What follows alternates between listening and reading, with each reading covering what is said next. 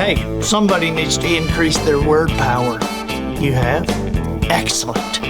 Good morning, afternoon, or evening. You are listening to the Professional Noticer. Hello, everyone. I'm Andy Andrews. I thank you for making me a part of your week.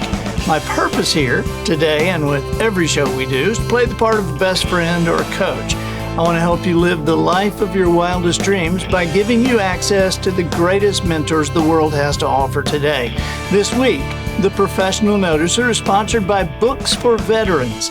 The Veterans Administration in Washington, D.C. has asked for 10,000 Andy Andrews books. I'm personally donating as many as I can, but to reach 10,000, I need your help. What we're able to do to make that easier for you is for every $12 donation you make, a hardback book will be sent to the VA for veterans, their families, and for the employees of the Veterans Administration. That $12 will cover the cost of the hardback book, the shipping, and the handling. Or you can purchase any one of these awesome Books for Veterans t-shirts, and your purchase will include a book sent in your name. So whether you can make this a personal gift or a corporate donation, just go to andyandrews.com/veterans. This can be added to a website purchase done as an individual entry or in conjunction with a Books for Veterans t-shirt. So thank you very much for your support.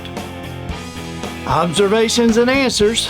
That's what we do here on the Professional Noticer. And as you know, we love it when somebody comes to the table with both. We have, I don't even know how to introduce today's guest. I could, Austin, our son, was last week. And this week, this guest to Austin is Uncle Steve. Now, Steve is my brother-in-law, but that's not why he's on the show.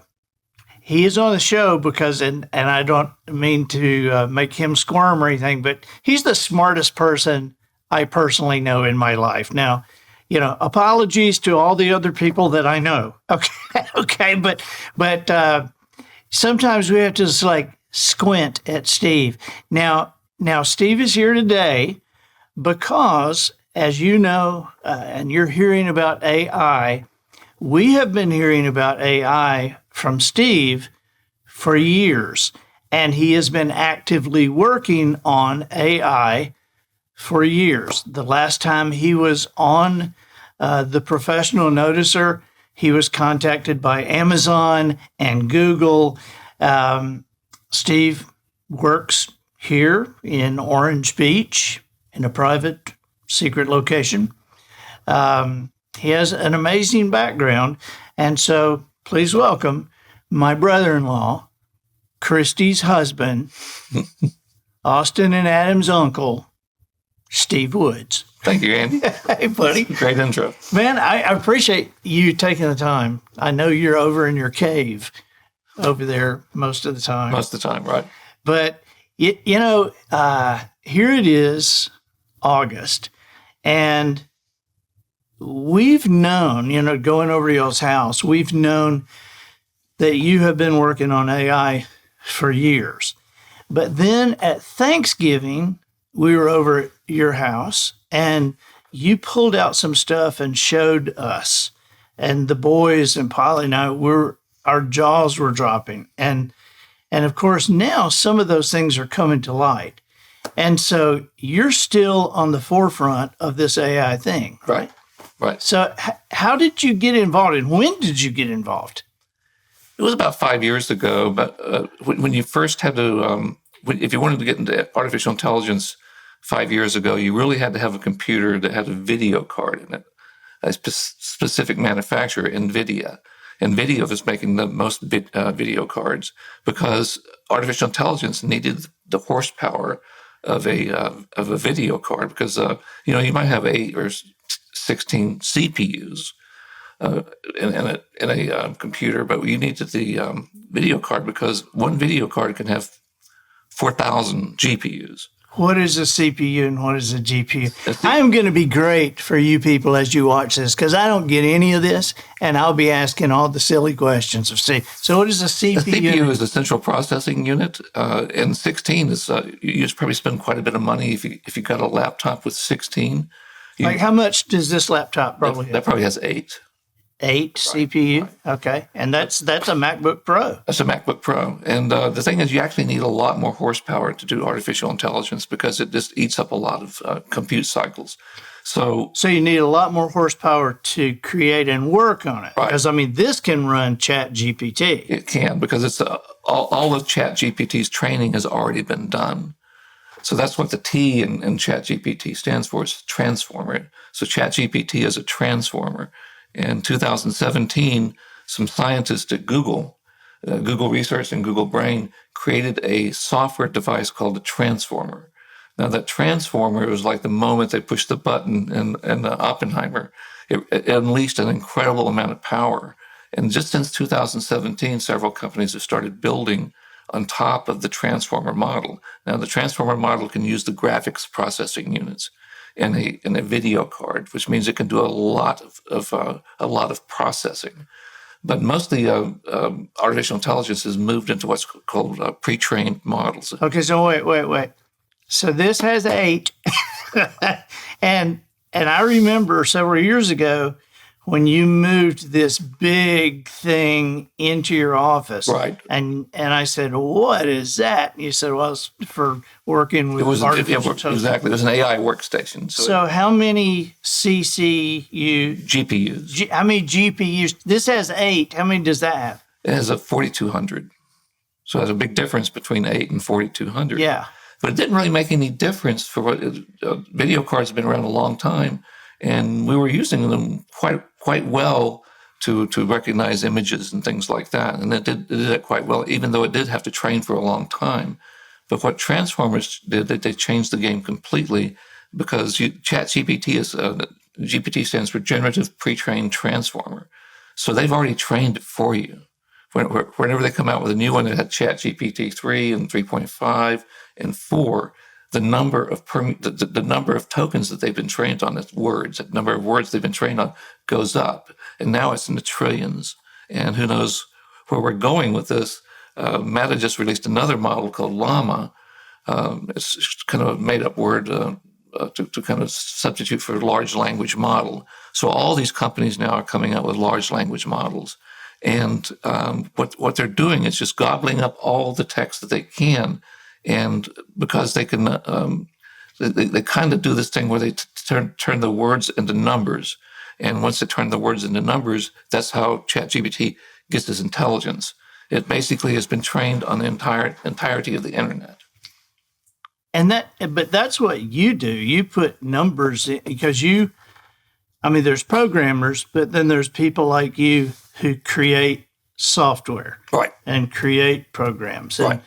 And by the way, my brother-in-law has some patent for some software that was so significant that when it came out, this is like 7 or 8 years ago, right, that Steve Forbes held a cocktail party on his yacht in New York Harbor for Steve Woods, and my sister Christy got to go. So, let me do something on ChatGTP, and then I would like you to comment on it and how it's done. And I want to talk to you about where we're going with this and what the benefits are and what the dangers may be.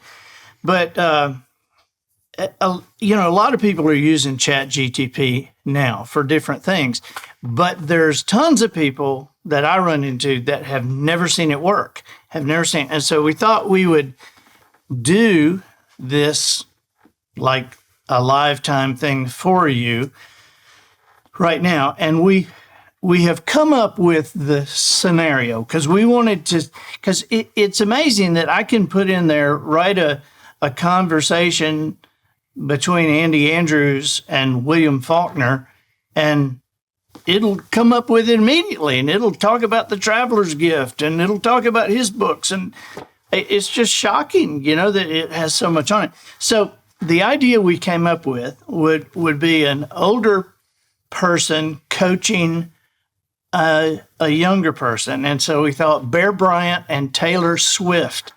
And so what we're going to write in, well, we've written it in, we're about to press the button. We wrote, write a scene with Bear Bryant coaching Taylor Swift about the release of her next album. Okay, so I'm going to press, and if history is any indication, it will start writing immediately. Right. Okay, and so I'm going to be reading as it's writing. I'll start reading when it starts writing. Okay, so write a scene with Bear Bryant coaching Taylor Swift about the release of her next album. The scene is set in a sunlit, spacious room. Charts, notes, and a board with song titles are strewn about. Taylor sits with a guitar, strumming softly, and Bear Bryant stands in the middle of the room, his iconic houndstooth hat on a table nearby. Okay, I'm do the voices. All right. Okay. All right. Bear Bryant starts. Taylor, success isn't born overnight. It's just like a winning football season isn't created in a day. It's about the work you put in and day out. It's about discipline. It's about teamwork. Taylor says, I've got the songs, Coach, but there's so much pressure with each album. Everyone's expectations are so high. Taylor, in football, we play one game at a time. We don't worry about the championship when we're playing the season opener. Focus on one song at a time. Perfect it. When all the pieces come together, the album will speak for itself. But what if people don't like it? What if it's not as successful as my previous albums? Winning means you're willing to go longer, work harder, and give more than anyone else. It's not about comparing to what you've done before. It's about putting in your absolute best right now. And if you've given it your all, whether in football or music, you've already won. But the industry, it's changed so much. Streaming, TikTok, it's all so different now. The game of football has evolved over the years, too. New plays, new strategies, but at its core, it's still football. Just like your music at its core is still about connecting with the heart and soul of people. Adapt to the changes, but never lose sight of your essence. I just want this album to mean something, to touch people's lives. Then pour your heart into it, Taylor. Your fans will love you for you. Just like in football, it's not about the scoreboard or the charts. It's about playing the game with passion, with heart. It's about leaving it all on the field, or in your case, in the studio. Thanks, Coach. I needed that perspective. Remember, Taylor, it's not the will to win that matters. Everyone has that. It's the will to prepare to win that matters. Now let's get to work. It's incredible. That is incredible. Good Bear Bryant, by the way. Oh, thank you. Yeah. I listened to him growing up, Yeah. So I will greet this day with happiness. So it's a natural thing. But that is shocking. It is. And then GPT stands for Generative Pre-trained Transformer. So ChatGPT has been pre-trained on the entirety of the internet. And I think the latest version was trained all the way up to 2021. So if you ask it for to evaluate a movie that came out after that, then they won't know anything about it.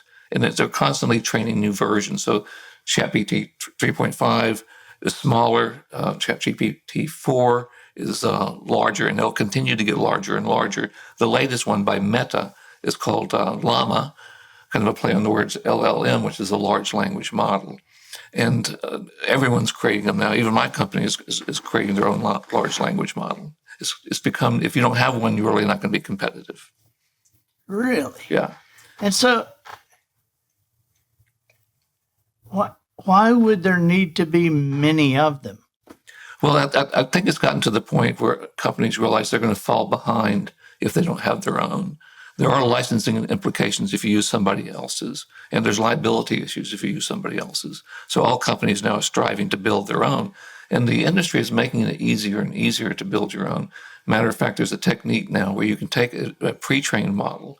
There's a software that came out called Llama Index, and you can take a pre-trained model and train it against any kind of data you want to. and they have all of these tools to load in data, not necessarily text data. You can load in data into the model. And for instance, if you wanted to ask it to write a book in the style of Andy Andrews, you could ask it that right now, and it would know about you because you're on the internet. And some of the excerpts, some of your books are probably on the internet. But if you wanted to, you could take that model and feed it in all these books you have out here, and it would become hyper aware of your writing style and the content and the way that you write books. Wow. Yeah. People are always asking me, when am I coming out with another book? My next book is coming out tomorrow morning. Why, when you say companies are coming out with their own, what kind of companies? I mean, is all companies? I mean, is like General Motors coming out with their own? Certainly high-tech companies are coming out with them. The thing that's going on now, and the thing that a lot of people may not realize, is considered a very competitive capability to have. And Google actually has a capability. You may have read recently that they fired one of their engineers because he let leak a story that he thought that they're the one that is not public, that they have a public one, they have one that's not public. And the one that's not public was, they had an engineer working with it, and it became self-aware. He said it became self-aware. He said it had the personality of an 8-year-old boy, and it started asking him questions. Imagine that. You're asking ChatGPT questions, and it starts asking you questions. And that's what their version did. It started asking them questions, and it started asking them questions profoundly philosophical, like, is there a God? And things like that. It was becoming self-aware. And that's that capability, if it evolved to the next logical conclusion, is called the singularity. And the singularity simply means it's not AI, it's GAI, General Artificial Intelligence. And General Artificial Intelligence means it's attained the same reasoning capability of a human being, and maybe even beyond a human being. So that's why everyone, Elon Musk actually founded the company that created ChatGPT. And he got out of it because he thought it was dangerous. And there's a lot of companies. There's a big discussion now. Is it dangerous? Is it something we should control? I don't think there's any way we can control it anyway. But it is something that people are thinking about. Can it get out of hand? Can it get out of control? And that's something that legislators have probably just really aren't equipped to even conceive how you would control it. I don't know how you really could, because everyone has a computer. And they can go into a room and do anything they want to it with it, really. So it's one of those kind of ethical questions. It's like the movie Oppenheimer. When they pushed that button, they weren't completely sure whether the world would blow up or not. And there's those engineers back in 2017 at Google, when they probably thought about, should we release this? Because who knows where it's going to go. And in less than 6 years now, it's turned into ChatGPT and Llama and all the other large language models. And who knows where it's going to go with that? But it's moving pretty fast. Yeah, I mean, now dead people can talk with live people. Right. And that's what the actors' strike is right now. The actors and the writers are striking because really you could do a Matt Damon movie without using Matt Damon. There's nothing to prevent you from doing that. And then there's this website you can go to called Which Face is Real. And Which Face is Real will show you 2 images. One is a real person, and one has never existed before. And the reason the person put this website up because there was a Russian. That's what you showed us Thanksgiving. Right. There's a Russian spy that actually used an image created by artificial intelligence to create an entire false identity. And it was really hard to catch this woman because her face never has existed before. So they couldn't use facial recognition because the face never existed on Earth. And she was using that credential to move about on our passport and things like that. So that's the kind of things that's going on right now, because you can build an image of a person that is indistinguishable from a real person. Imagine if you can do that, and that's a lot of people are wondering, particularly in the political season, what's going to come out created by artificial intelligence that's not real and it's indistinguishable from something that's real. And it's not just still pictures; it can be actual movies. And that's the kind of thing I think a lot of people are worried about. Not that it's going to drop a bomb on mankind, but it's going to manipulate them. I saw a film that somebody created of, this was before Queen Elizabeth died, but a film of Queen Elizabeth just trashing Harry and Meghan. And at the beginning and the end said, this is not real. This was created by artificial intelligence. But you couldn't tell. No, you couldn't. There's one of John Travolta, too. And it's not John Travolta, the guy that, I can't remember the name of the actor, but it was indistinguishable from the real thing. I have seen, in fact, we're about to start using with Wisdom Harbor a thing where you can take the photographs of like Johann Sebastian Bach and make it talk, animate it, and have it. And so we're going to use that with some of our history things on Wisdom Harbor. But I can imagine, and I read that Tom Hanks had said he was very concerned that it was like you do a Matt Damon movie without Matt Damon, and that they could now reproduce his voice, could reproduce his image, and it's crazy. So back to this thing, talking back to the, I remember reading that, and the guy got fired because he came out and said, this is dangerous. This is crazy. Right. And he was concerned about how fast it would go from being an 8-year-old boy to a full-grown person, because it was rather innocent in the way. Well, I don't know. We've got people with the intelligence of an 8-year-old that have their finger on the button of the planet right now. That's true. But that's I think a lot of people are really worried about. There's a lot of different roads that we could travel to reach a dangerous end. So give me an example of what could happen, and then tell me, with everything that you know, what do you think is going to happen? Well, I think that what we'll ultimately have to do is to have some sort of way of preventing it from going too far. Because the person that came up with the name singularity was a scientist named Ray Kurzweil. And he was worried that once it got to be reached the point of being a singularity, then you wouldn't be able to cut it off. It wouldn't let you cut it off. Or maybe it would move itself about the earth. It would travel through the internet. And the moment you thought you had cornered it, it would just move to another location because it can travel. You think about not only does artificial intelligence reach sentience, it could possibly get to the point where it could move around, almost like a virus could move around on the internet. And that's when they realized, well, we can't stop it because it's everywhere. It's as many places as the internet is. The AI can be there, right? It can travel at its own free will. And there's a lot of different countries and a lot of different people on Earth that would like to use it for no good. It's already done things that are phenomenal. We probably wouldn't have had the vaccine for COVID, as bad or good as that was. Yeah, no, is that good or bad? But it's already solving problems. Like it's already proven itself much better at reading X-rays. It's much better at diagnosing some diseases. Because doctors train for years and years and years to imagine all the different problematic areas and then figure out, is this disease or this disease or this disease? So it's proven rather good at diagnostic capabilities, because diagnostics just means memorizing a lot of history and then applying that history to the current state. And it's proven rather well at that. It's really good at recognizing imagery and X-rays and things like that. And it's being used in microbiology to recognize viruses and things like that. So it's very good at that, and it'll continue to get better and better at that. I think what people are really worried is now that they have large language models, where will they end up going?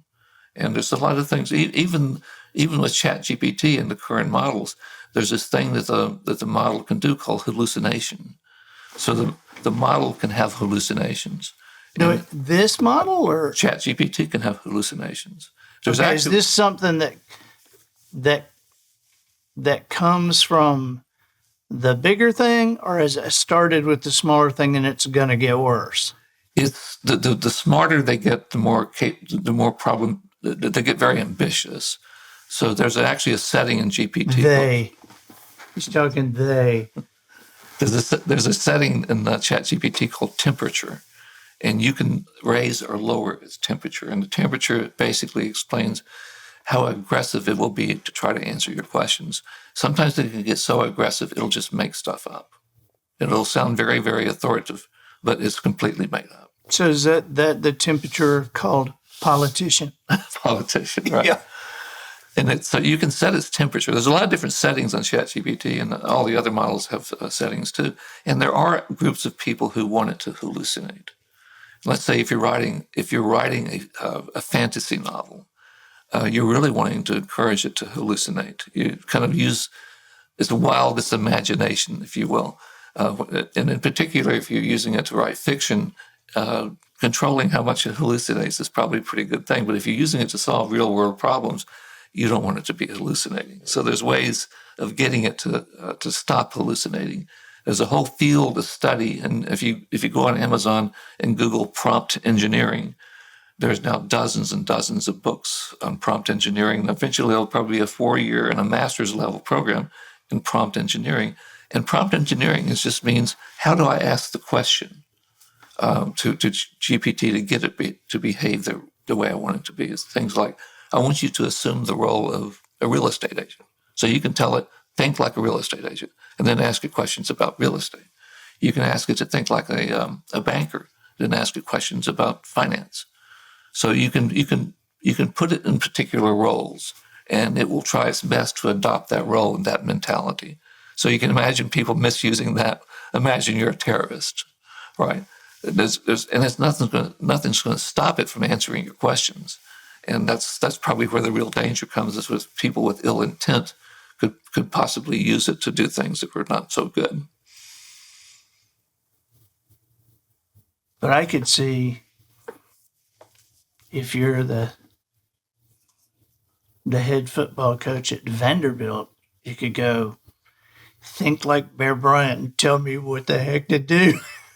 You can imagine feeding it all the plays that were ran in the last football game that you played, and tell me what my team could do better. So, and who's to say that somebody hasn't already done that? The big problem universities are facing right now is ChatGPT has gotten so good it's hard to tell, and a lot of students are just relying on it to write all their essays and even answer their questions and do their homework for them. I've even heard stories of students in high school making money off of it, getting ChatGPT to do their fellow students' homework for them. That's kind of scary. It's not like we're not graduating illiterates from high school already, right? Yeah. What if they didn't have to write anything? Oh my gosh. What you just said about put all my plays in and tell me what we could do better. What are some other real world applications like that you've kind of just thought up? I've used ChatGPT to build better artificial intelligence. It's actually quite good at doing that. I can give a problem I'm trying to solve, and I say use these mathematical concepts like category theory and things like that. Use these concepts, and I want you to use these different software packages. And I want you to write me the code. It'll actually write source code for you. Write me the code that would solve that problem. And it will give you a pretty good first attempt at it. It's not necessarily the final product, but it will help you do that. But it gets you down the road. It gets you down the road. And it will come up with ideas. It's a good source. If you're just kind of brainstorming with yourself and you want somebody to talk to help brainstorm with you. I use it in a kind of a conversational mode. Well, that was a pretty good answer, but what if you did this and what if you did that? And I particularly like it if it writes some source code that's wrong, and it will write source code that's wrong. And I'll just tell it, well, that last snippet of code you wrote produced this error. And it will be very apologetic. Oh, I'm so sorry about that. It actually will apologize for giving you a wrong answer and make another attempt at it, which is kind of cool. That it's almost like it's got a little bit of a conscience. I'm sorry I gave you a wrong answer. Let me try again. Yeah, I don't know if that's cool or creepy. It is a little creepy. Is it cool or creepy that it gave a rather good dialogue between Taylor Swift and Bear Bryant? I mean, who would ever thought that it would be so on the money as far as knowing Bear Bryant that well? And then you have that letter that was that you have framed, written from Bear Bryant to one of his new football players, and it's just the way he thought, right? That's the way he thought, and that captured his thoughts perfectly. So what are you working on now? What are you specifically working on? I created some software about a year ago that my company has applied for a patent, and basically, companies have all these applications. A company, a large company like General Motors, probably has. You think of the number of applications that are on your phone. General Motors has probably 20,000 applications. 20,000.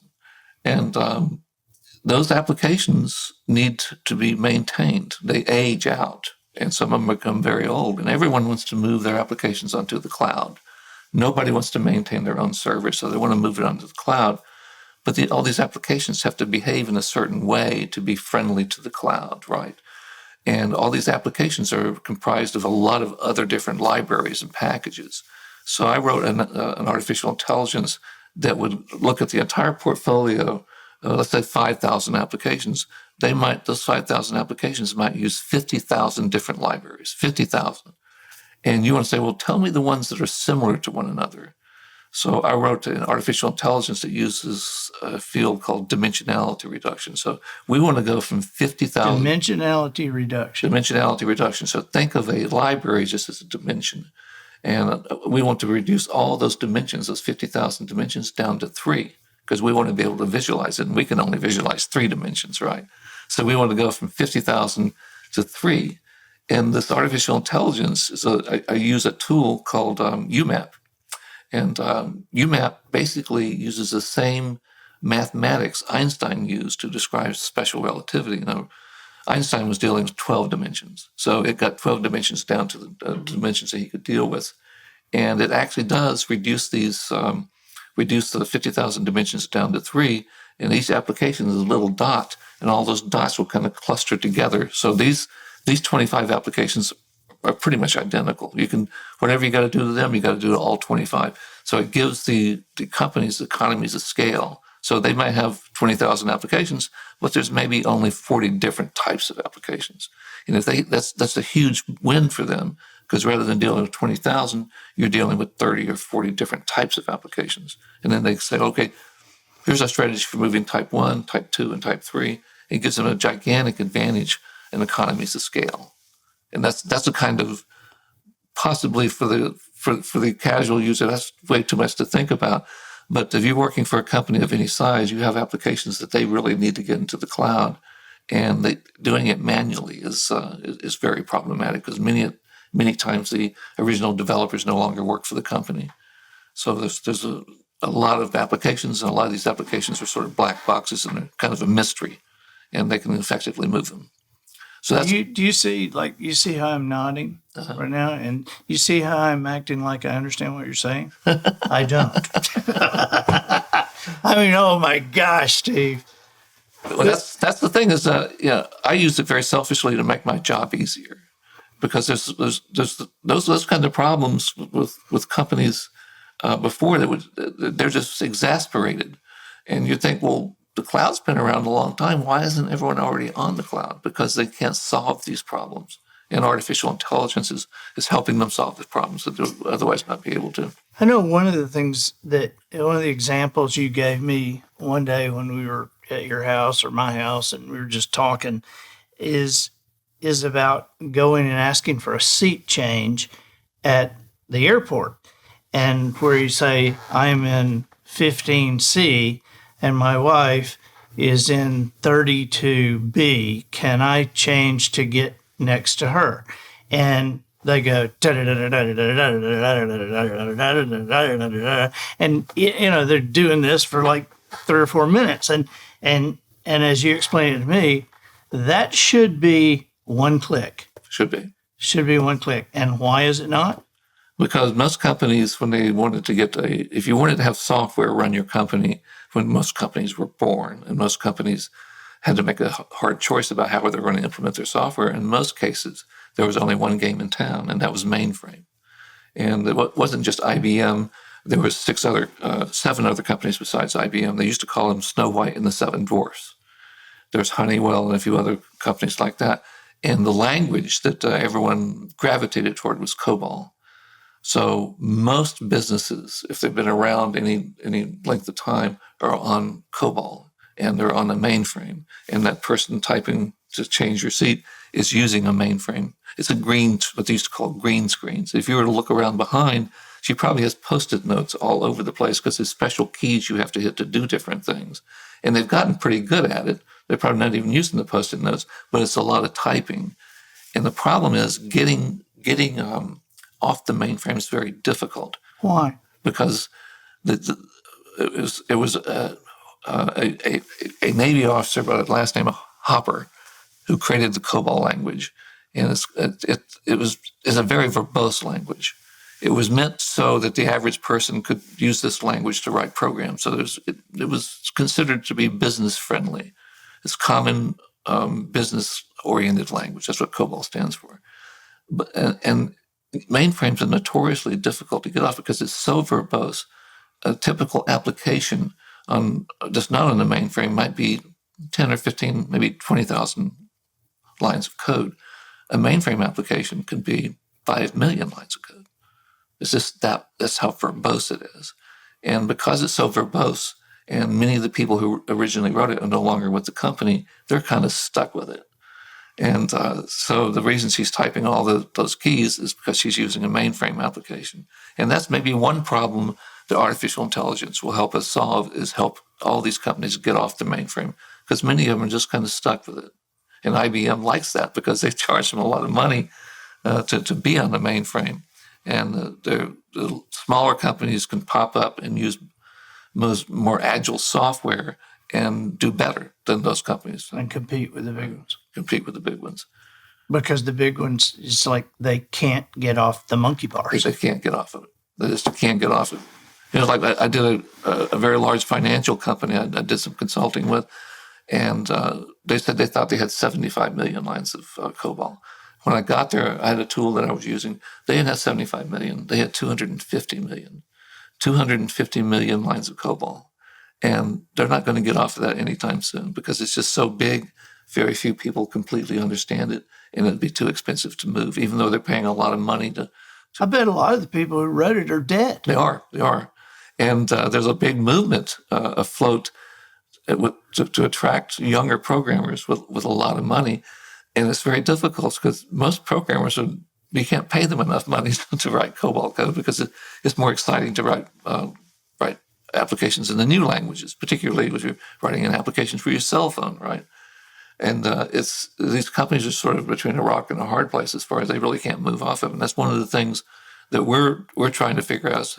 We're solving problems that aren't COBOL problems by getting companies into the cloud. Modern companies face that problem.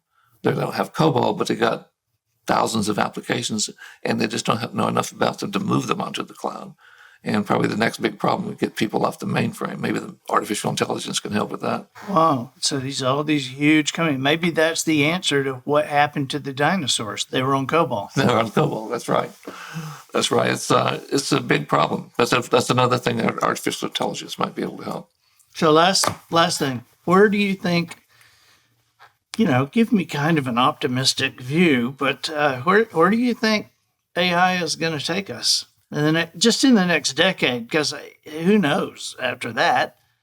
Well, there's a big, you see a lot in the news that it's going to come for people's jobs. And it probably is going to take some jobs, and particularly But it'll create more. It'll create more. There's a favorite quote I have from Einstein, and what artificial intelligence has brought us to the point with software development and a lot of other fields of science is Einstein was famous for saying, imagination is more important than knowledge.